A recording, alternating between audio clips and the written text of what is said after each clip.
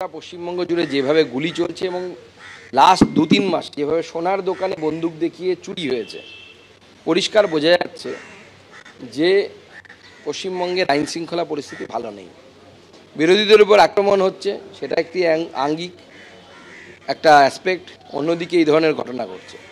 এবং আমার মনে হচ্ছে এই যে ব্যবসায়ীকে ঘিরে ধরে 7-8 জন মিলে গুলি, এটা হচ্ছে যে তোলাবাজি, অর্থাৎ ভয় দেখিয়ে পয়সা তোলা ব্যবসায়ীদের কাছ থেকে, তারই একটা চক্র চলছে। এবং আমার এটাকে মনে করিয়ে দিচ্ছে 90-এর দশকে মুম্বাই শহরে যেভাবে দাউদ ইব্রাহিম, ছোটা শাকিল, ছোটা রাজন, বিভিন্ন গ্যাংয়ের যে তোলাবাজি চলতো ভয় দেখিয়ে, এক্সট্রাকশন র্যাকেট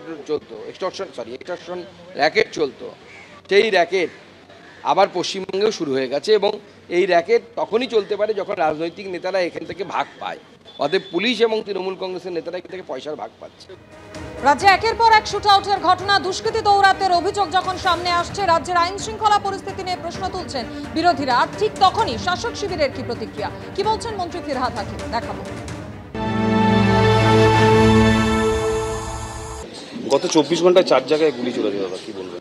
নিশ্চিতভাবে এটাও বিজেপির একটা, দেখবেন সবকটাই, কালকে আজ সকালেই কাগজে পড়লাম, একটা গুন্ডা বসে আছে বিহারের জেলে, সে এখানে এসে টাকা তুলছে, তার কিছু চেলাকে পাঠাচ্ছে, সোনার দোকান লুট হচ্ছে বিহার ঝাড়খণ্ড দিয়ে। মমতা ব্যানার্জি বলেছেন যে বর্ডার সিল করতে, পুলিশকে স্ট্রিক্ট হতে।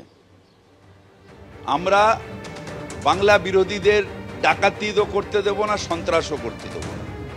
মমতা বন্দ্যোপাধ্যায় কড়া বার্তা দিচ্ছেন, পুলিশ কমিশনার বলেছেন গুন্ডামি বরদাস্ত করা হবে না। কিন্তু তা সত্ত্বেও এই ঘটনায় অর্থাৎ বেলঘরিয়া শুট আউট কাণ্ডে এখনো অভিযুক্তরা ধরা, পার্কস্ট্রিট শুট আউট কাণ্ডেও অন্যতম অভিযুক্ত সাবির সহ 4 জন গ্রেফতার হলো। পলাতক মূল অভিযুক্ত সোনা। মির্জা গালিব স্ট্রিটে সোনার বাড়িতে হানা দেয় কলকাতা পুলিশ। সিসিটিভি ফুটেজ আপনাদের সামনে রেখেছি, ঘটনার মুহূর্তের ছবি। শুক্রবার বাইক ওভারটেককে কেন্দ্র করে যেভাবে পার্কস্ট্রিট চত্বরে গুলি চলে, দেখতে পাচ্ছেন সেই মুহূর্তের ছবি। এক যুবকের ডান পায়ের হাঁটু ছুঁয়ে বেরিয়ে যায় গুলি। সাবির ও সোনা নামে 2 দুষ্কৃতী গুলি চালায়, এমনটাই অভিযোগ। আর এর আগেও একাধিকবার গ্রেফতার হয়েছিল এই সোনা। 2002 সালেও গ্রেফতার করা হয় এই সোনাকে।